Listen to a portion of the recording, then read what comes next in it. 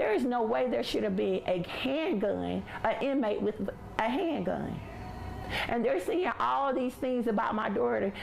Do they even know? Y'all, nobody knows the real story because she's not here to tell it. I just started screaming and panicking, and I didn't wait for nobody else to call because I just wanted to go and put eyes on my child. So we went to the prison.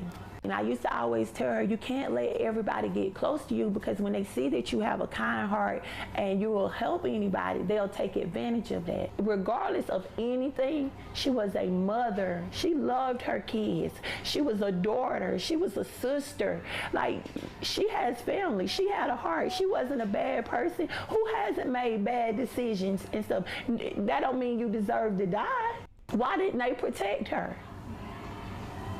Why? They need to put things in place and make sure the prisons are being ran correctly so that no other mother has to go through this, no other wife, no other sister has to go through this. Although the situation of today is unique, it shows us that crime occurs even in areas where people would assume they are safe. One would expect that extra precautions are taken, even if they deal with criminals, to guarantee that those who deal with these dangerous individuals are the safest, even when the odds are stacked against them. However, the focus of this story is Aureon Grace, 24, who was killed by her prison boyfriend, 34-year-old Jaydrekus Hart. The most intriguing topic, perhaps, is how Hart obtained a weapon while incarcerated. Before we begin this video, we would like to express our deepest sympathies to the family and friends who were severely affected by this horrible crime. We would also like to send condolences to Aureon's family and friends.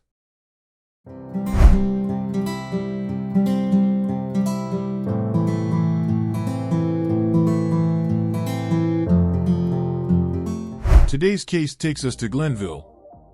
Glennville is a city located in Tattnall County in the southeastern part of Georgia. It is situated about 60 miles west of Savannah. The city has a population of around 5,000 residents.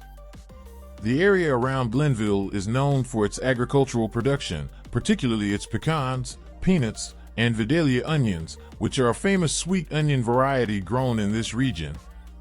Glennville is also home to Smith State Prison. Smith State Prison is a Georgia Department of Corrections state prison for men located in Glennville, Tattnall County. The facility opened in 1993 and has a maximum capacity of 1615 inmates held at close security level. Aureon Shavea Grace was a dedicated mother, daughter, sister, and friend. On September 21, 1999, Desonda Higgins Fox and Aureon Grace Sr. welcomed her into the world in Statesboro, Georgia. Aureon graduated from Statesboro High School in 2018, and she surely had a lasting impression on people around her. She worked as a prison officer for the state of Georgia and was now employed by Aramark Corporation as a food steward at Smith State Prison in Glennville, Georgia. Aureon's commitment to her career was only surpassed by her love for her children, family, and friends. Her family, friends, and colleagues described her as a gentle and respectable young woman with a heart full of love for everyone she met. Aureon was a kind, affectionate individual who would give you the clothes off her back. The entire neighborhood would be fed by her. Grace welcomed a large number of individuals into her home during trying times. Every day when she wakes up, her kids come first. In order to prevent her children from getting wet during her storm, Aureon would work 12 or 13 days straight. Countless times, she carried her family on her back.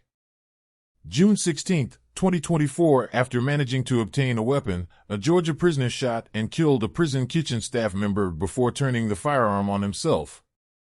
Around 4:30 a.m. on Sunday, Jaydrekus Hart, who was serving a minimum of 19 years in Smith State Prison for voluntary manslaughter, shot and killed Aureon Shavea Grace, a kitchen worker. The weapon is currently in the possession of GDC, and an exhaustive investigation into the circumstances surrounding this unfortunate event will be conducted. The Georgia Department of Corrections claims that Hart and Grace were intimately involved. Additionally, a suicide note that seemed to have been written by Hart was discovered by prison officials. Not long after Aureon Grace was shot and killed, an inmate called a member of her family using a contraband cell phone. According to the GDC, the call was sent before personnel had a chance to examine the area and ascertain what had transpired. One of Grace's family members was also informed of what had transpired by an inmate. Hart claimed he was going to assault someone when he arrived at work that day, staring out the window because he also worked in the kitchen. When Grace arrived, he slapped her twice. She then hurried to the office and clocked in. Then she tried calling to ask him to leave, but no one picked up. That was the moment he put a note announcing his planned death. Only the two of them had the opportunity to come together, and he killed her as soon as they were left alone. This is the second instance of a staff fatality at Smith State Prison in less than a year's time. A correctional officer, Robert Clark, was killed last October after an inmate attacked him with a homemade weapon. In February 2023, a contraband scheme investigation led to the arrest and subsequent firing of the prison's warden, Brian Adams, on charges including racketeering and bribery, further disturbing the prison's troubled history. In one such incident at Smith last August, Warden Jacob Beasley, along with agents from the GDC's Office of Professional Standards, spotted a drone flying as they left the prison and watched it crash into the roof of a nearby residence, according to a GDC news release. The agents arrested 4 people as part of the incident and seized items that were suspected to be part of a contraband operation. 2 loaded handguns were among those items, although it's not clear whether the firearms were intended to be introduced into the prison. News 3 learned that the pair had a personal relationship, but the attorney for Aureon Grace's family says investigators should be more concerned with how a gun got behind prison walls.